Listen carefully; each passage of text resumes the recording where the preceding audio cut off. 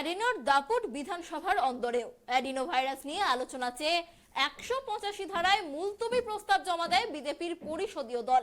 এরপর অধিবেশন কক্ষে বিজেপি বিধায়ক শঙ্কর ঘোষ এই প্রস্তাব পাঠ করেন। তারপরেই সাংবাদিক বৈঠক করেন শুভেন্দু অধিকারী। সেখানে বলেন, জ্ঞান শুনতে চাইনি।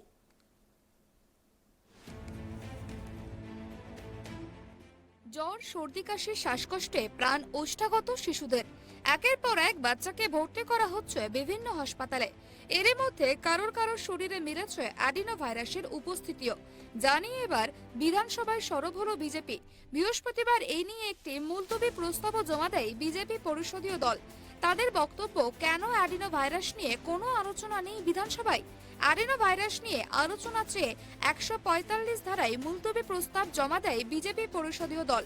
এরপর অধিবেশন কক্ষে বিজেপি বিধায়ক শঙ্কর ঘোষ এই প্রস্তাব পাঠ করেন। প্রস্তাবে বলা হয়, অ্যাডিনো ভাইরাসে শিশু মৃত্যু হচ্ছে, এর মোকাবিলার পরিকাঠামো নেই হাসপাতালে। রাজ্য সরকার শিশুদের রক্ষা করতে ব্যর্থ। যদিও এর পাল্টা স্বাস্থ্য প্রতিমন্ত্রী চন্দ্রিমা ভট্টাচার্য বলেন, গত 6 তারিখ মুখ্যমন্ত্রী অ্যাডিনো ভাইরাস নিয়ে সব তথ্য দিয়েছেন। কেউ যদি না থাকেন তার দোষ। মুখ্যমন্ত্রী যখন বলেছিলেন তখন থাকা দরকার ছিল।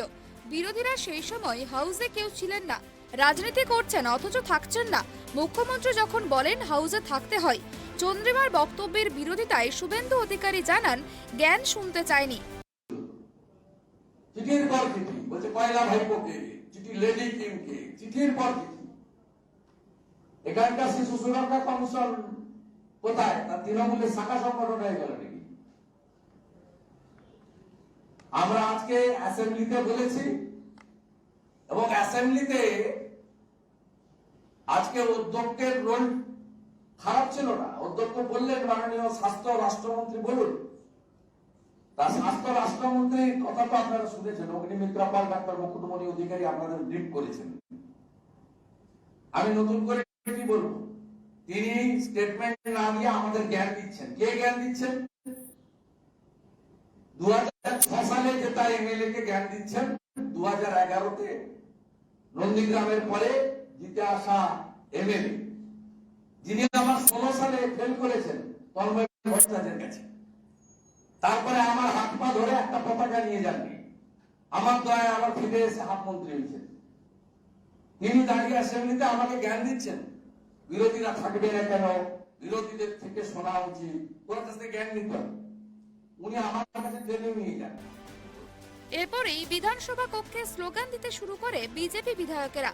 যদিও চন্দ্রিমা ভট্টাচার্য বলেন, যখন শুনতে চেয়েছেন তখন তো বলবোই। এরপর বিজেপি বিধায়করা স্লোগান দিতে শুরু করেন। কখনো শিশু মৃত্যু কেন হলো সরকার জবাব দাও, অন্যদিকে কখনো আবার শিশু ঘাতী সরকার আর নেই দরকার। এই বিক্ষোভ স্লোগানের মধ্যেই অধিবেশনের প্রথম পর্ব শেষ হয়। Bureau report, tribe TV.